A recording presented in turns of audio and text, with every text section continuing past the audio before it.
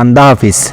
শেখ মুজিবুর রহমান হত্যাকাণ্ডের বিষয়ে মেজর ফারুককে পরোক্ষভাবে পরিচিত করার ব্যাপারে তার যোগসূত্র রয়েছে বলে অ্যান্টনি মাসকারেনহাস তার বাংলাদেশ রক্তের ঋণ নামক বইয়ে উল্লেখ করেছেন। তাছাড়া হুমায়ুন আহমেদ তার দেওয়াল উপন্যাসেও আন্দা হাফিজ সম্পর্কে লিখেছেন। আন্দা হাফিজ, যার জন্ম ভারতের লখনৌতে এবং সেখানেই তার পৈতৃক বাড়ি ছিল। তার বড় ভাই চট্টগ্রাম রেলওয়েতে চাকরি করতেন।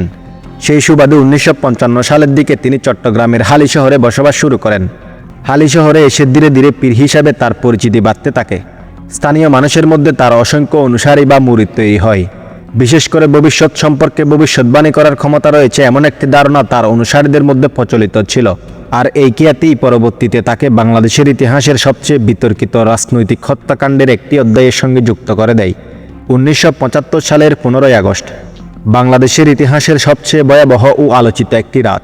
ঢাকার ধানমন্ডি 32 নম্বর বাড়িতে ঘটে যায় এমন একটি হত্যাকাণ্ড যা বাংলাদেশের রাজনীতির গতিপথ আমূল বদলে দেয়।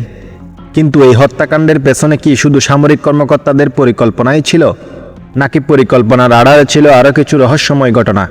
আজকের ভিডিওতে আমরা জানব তার আদ্যোপান্ত, দেশের তৎকালীন নাজুক পরিস্থিতি, শেখ মুজিবের বাকশাল গঠন সহ নানা সমস্যায় দেশ তখন অস্থির, রক্ষী বাহিনীর অত্যাচারে সেনাবাহিনীও অতিষ্ঠ। মেজর সৈয়দ ফারুক রহমান ও খন্দকার আব্দুর রশিদ দুই ভাই রেবাই মিলে দেশের পরিবর্তনের কথা চিন্তা করে। ওইদিকে শ্বশুরবাড়ির লোকজন আন্দা হাফিজের ভক্ত হওয়ার সুবাদে মেজর ফারুক তার খোঁজ পায়। সে শেখ মুজিব হত্যার পরিকল্পনার বিষয়ে আন্দা হাফিজের পরামর্শ নেওয়ার সিদ্ধান্ত নেয়। 1975 সালের মার্চ এপ্রিল নাগাদ বেঙ্গল ল্যান্সারের জন্য চট্টগ্রামের হাটহাজারীর অদূরে দুদিনের জন্য মেজর ফারুকের রেঞ্জ ফায়ারিংয়ের শিডিউল পড়ায়। সে সময় সে হাফিজের সঙ্গে দেখা করার সুযোগ পায় এবং 2 এপ্রিল তার সাথে সাক্ষাৎ করে। সাক্ষাতের প্রথমে হাফিজ ফারুকের হাত নিজের হাতে তুলে নিয়ে দীর্ঘক্ষণ ভাবে। এরপর ফারুককে সে বলে, আমি জানি তুমি ভয়ঙ্কর কিছু করতে যাচ্ছ, করতে চাও করো, তবে মনে রেখো আমি তোমাকে যে নীতি অনুসরণ করতে বলছি তা যদি তুমি পালন না করো তুমি ধ্বংস হয়ে যাবে। তিনি এরপর ফারুককে 3টি নীতি বিশ্বস্ততার সঙ্গে মেনে চলতে নির্দেশ দিলেন। 1. আল্লাহ আর ইসলামের জন্য ছাড়া ব্যক্তিগত লাভের জন্য কিছুই করবে না। 2. শক্তি অর্জন করো। 3. সঠিক সময় বেছে নাও। তিনি মেজরকে আরও 3 মাস অপেক্ষা করার পরামর্শ দিলেন। এরপর আসে 1975 সালের 14 আগস্ট। ঢাকায় তখন ঘটতে যাচ্ছে বাংলাদেশের ইতিহাস বদলে দেওয়া এক ঘটনা। 1975 সালের 14 আগস্ট বিকেলে ফরিদা তার স্বামীর নির্দেশে হালি শহরে আন্দা হাফিজের কাছে শেখ মুজিব হত্যার পরিকল্পনার জরুরি খবর পৌঁছানোর চেষ্টা করে। খবরটি ছিল 15 আগস্ট ফারুকরা শেখ মুজিবকে হত্যা করতে যাচ্ছে। স্ত্রী ফরিদার প্রতি ফারুকের নির্দেশ ছিল, আন্দা হাফিজকে বলবে আমি 15 তারিখে এই কাজটা করতে যাচ্ছি। আল্লাহর প্রতি সম্পূর্ণ বিশ্বাস রেখে দেশের জন্যই আমি এই কাজ করতে যাচ্ছি। আমি যা করছি তা জনগণের মঙ্গলের জন্যই করছি। আমি চাই তিনি আমাকে বলুক আমি ঠিক পথে আছি নাকি ভুল করছি। তিনি যদি অন্য কিছু করতে বলেন আমি তাই করব।